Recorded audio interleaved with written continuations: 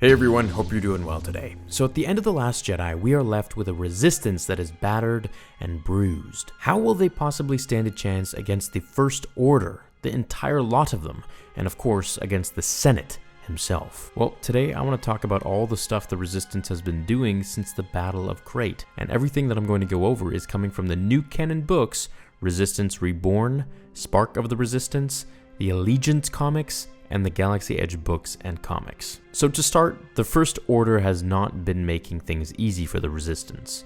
Right after the Resistance is dominated in the Battle of Crate, Princess Leia and the others go to Ryloth, or should I say General Leia. Ryloth is the home of the Twi'lek species, and we saw a bunch of it in the Clone Wars, and when Vader and Palpatine crash landed there in the book, Lords of the Sith. So I was pretty excited to see this planet again. Now, I'm not gonna lie, but unfortunately for me and them, the First Order finds the Resistance and drives them out after just a few days. And this is basically how it goes for the Resistance from here on out.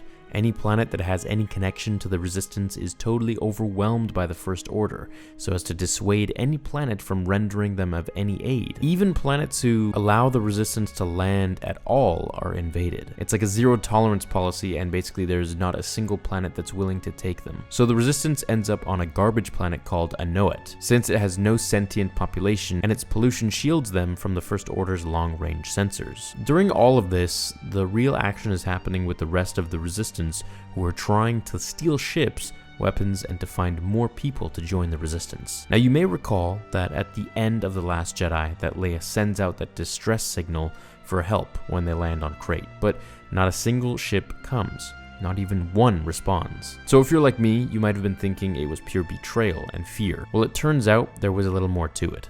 The First Order had actually been secretly rounding up all Resistance sympathizers and throwing them into labor camps. Not only Resistance sympathizers, but also former rebels and even former Imperial officers who hadn't pledged allegiance to the First Order. So there was actually no one available to even answer Leia's call. After Crate, Maz Kanata hears of a secret list of where the First Order is keeping them all. So Poe and Finn lead a mission on Corellia to steal it. Many of the people on the list are nobodies, but others are a pretty big deal, like Ransom Casterful. He was a senator in the New Republic and played a part in revealing to the galaxy that Leia was Darth Vader's daughter. He eventually atoned for his betrayal, and Leia is pretty excited to have him with the Resistance. In addition to people, the Resistance also just has the Falcon and a couple of fighters at the end of Episode 8, so Snap Wexley and the long-lost Wedge Antilles steal a bunch of ships from the decommissioned shipyards of Corellia. Now, in case you've been living under a rock since Return of the Jedi, when it came out in 1983,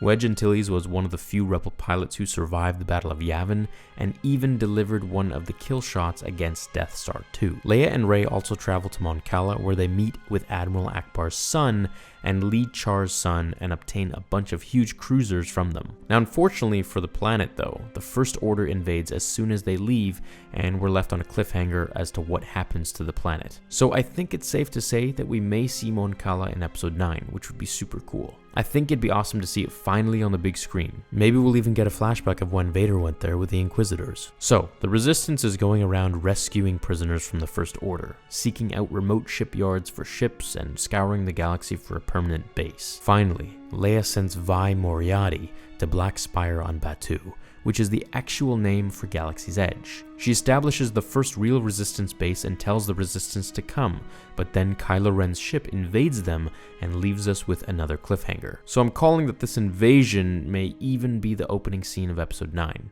Either way, we definitely see Galaxy's Edge in Episode 9 and even see it in the trailer. I'm 99% sure that the scene in the trailer with C-3PO is in Savi's workshop on Batuu, which is a junkyard of sorts that Vi works in. In the end, the Resistance may not have a base in Episode 9 like in the beginning of Return of the Jedi, where all they have are some ships flying around through space.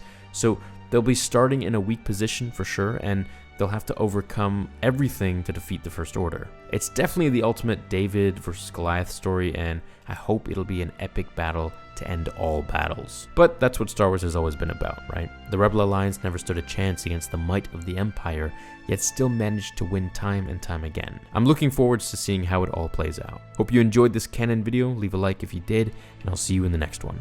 Until then, remember, the Force will be with you, always. Fulfill your destiny.